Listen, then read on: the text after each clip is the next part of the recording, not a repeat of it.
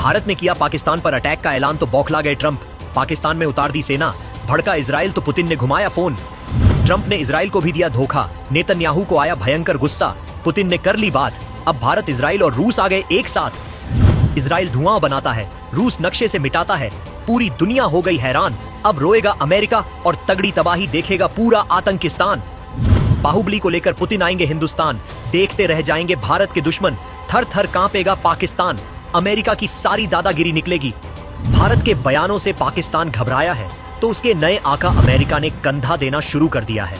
भारत की सेना के ऐलान से पाकिस्तान समझ चुका है कि कभी भी अटैक हो सकता है। जवाब में पाकिस्तान ने भी फटा ढोल पीट दिया है। लेकिन भारत का खौफ अब ऐसा है कि अमेरिका ने पाकिस्तान के लिए ऐलान कर दिया है। ट्रंप के एक फैसले के बाद इजराइल भी भड़का हुआ है। इस बीच पुतिन ने नेतन्याहू को फोन लगाकर बहुत बड़ा खेल कर दिया है। रूस और इजराइल के बारे में दुनिया जानती है। इजराइल जिसके पीछे पड़ता है उसे धुआं बना देता है और रूस तो तबाही का दूसरा नाम है। रूस और इजराइल में क्या बात हुई है आपको आगे बताएंगे। पहले अमेरिका और पाकिस्तान किस कदर घबरा गए हैं वो देखिए। पाकिस्तान लगातार कुछ न कुछ ऐसा कर रहा है जिससे भारत भड़क जाए। पाकिस्तान की करतूत देखकर भारतीय सेना प्रमुख उपेंद्र द्विवेदी ने ऐसा बयान दिया जिसके बाद पाकिस्तानी घबरा गए हैं। सेना प्रमुख ने कहा, इस बार भारत ऐसी कार्रवाई करेगा कि पाकिस्तान को सोचना पड़ेगा कि उसे इतिहास में भूगोल पर रहना है या नहीं।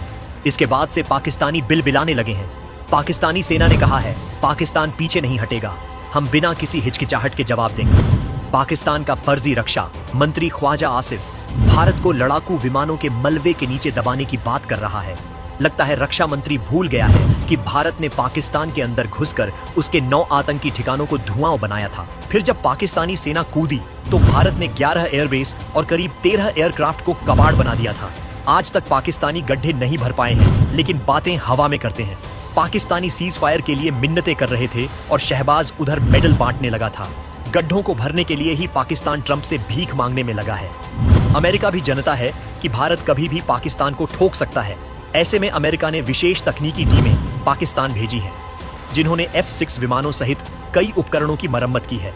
मतलब साफ समझ लीजिए, भारत के हमलों में अमेरिकी विमान भी कबाड़ हुए हैं। लेकिन ट्रंप कहाँ कुछ मानते हैं। ट्रंप को नोबेल चाहिए और इसके लिए वो अपने दोस्तों से धोखा भी करेंगे। ट्रंप ने इजराइल के साथ धोखा किया है, जिसके बाद से नेतन्याहू भी भयंकर गुस्से में है। ट्रंप ने अब अपने बयान से हमास को गोद में उठा लिया और इजराइल को तगड़ा झटका दे दिया है। ट्रंप ने कहा कि गाजा की लड़ाई के हम बहुत करीब पहुंच गए हैं। अब समय आ गया है कि इजराइल गाजा पर बमबारी रोक दे और बंधकों की रिहाई की तैयारी करे। ट्रंप ने पहले गाजा युद्ध को खत्म करने के लिए अपनी शांति डील पेश की थी। इसमें युद्ध को रोकने और बंधकों की अदला बदली का प्रस्ताव रखा गया था। इजराइल को भी इस डील से कोई समस्या नहीं थी। हमास भी लगभग मान चुका था, लेकिन हथियार डालने को कोई तैयार नहीं हुआ और अब ट्रंप हमास को छोड़कर इजराइल पर ही प्रेशर बना रहे हैं। ट्रंप ने कतर मामले में भी नेतन्याहू को खूब सुनाया था और कतर से फोन पर माफी तक मंगवा दी थी। दरअसल ये सब ट्रंप सिर्फ नोबेल शांति पुरस्कार के लिए कर रहे हैं। वो किसी भी हद तक गिरने को तैयार हैं। अगले सप्ताह नोबेल पुरस्कारों का ऐलान होगा। ऐसे में ट्रंप किसी भी तरह ये मामला शांत करा के दुनिया को चौंकाना चाहते हैं। ट्रंप ने दावा किया था कि उन्होंने ही 7 युद्ध खत्म किए और अब 8वां युद्ध रोकने की कोशिश में है। ट्रंप कई बार नॉमिनेट हो चुके हैं, लेकिन उनका सपना अभी भी सपना ही है। पाकिस्तानी पगला रहे हैं और अब भारत ने एक और झटका दे दिया है। भारत ने रावी नदी पर शाहपुर कंडी बांध का निर्माण पूरा करके पाकिस्तान को मिलने वाले रावी के पानी को पूरी तरह रोक दिया है। इस परियोजना को भारत की नई वाटर स्ट्राइक बताया जा रहा है। अब इस पानी का पूरा इस्तेमाल भारत अपने राज्यों में करेगा। इधर रूस ने भी पाकिस्तान को तगड़ा झटका दिया है, जिसका असर चीन तक हुआ है। जिस बाहुबली से पाकिस्तान थर थर कांपता है, उसको लेकर रूस ने बहुत बड़ा फैसला लिया है। हाल ही में रूस को लेकर एक ऐसी खबर वायरल हुई जिसके बाद पाकिस्तानी और भारत विरोधी गैंग जश्न मना रहे थे। खबर में बताया गया था कि रूस पाकिस्तान को JF-17 फाइटर जेट के लिए इंजन देगा। कहा जाने लगा कि रूस ने यह फैसला लेकर भारत को धोखा देते हुए दुश्मन देश पाकिस्तान को मजबूत करने का काम किया है। लेकिन रूस ने खुद ऐसी फर्जी बातों पर विराम लगा दिया। खबर है कि भारत ने रूस से 5 और S-400 डिफेंस सिस्टम खरीदने की तैयारी कर ली है। कहा जा रहा है कि दिसंबर में पुतिन के भारत दौरे से पहले ही इस सौदे पर मोहर लग जाएगी। बताया जा रहा है कि इनमें से 3 सिस्टम सीधे खरीदे जाएंगे और बाकी के 2 टेक्नोलॉजी ट्रांसफर करने के तहत बनाए जाएंगे।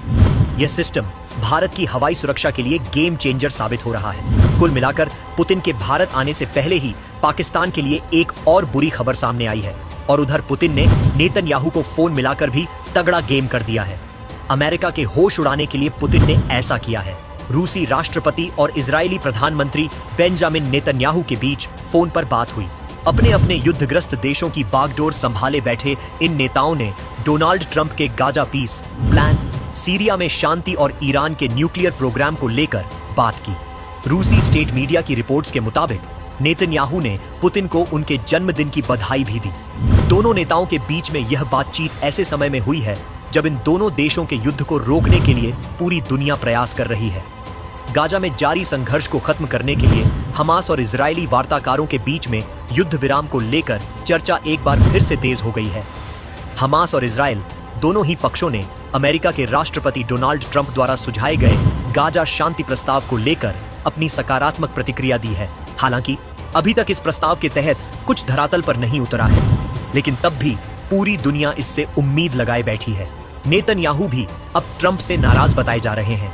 ये दोनों ही नेता ऐसे हैं जो किसी की नहीं सुनते और दोनों ही नेता भारत भी आ रहे हैं, जिसके बाद ये अमेरिका और पाकिस्तान के लिए खतरे की घंटी बताई जा रही है।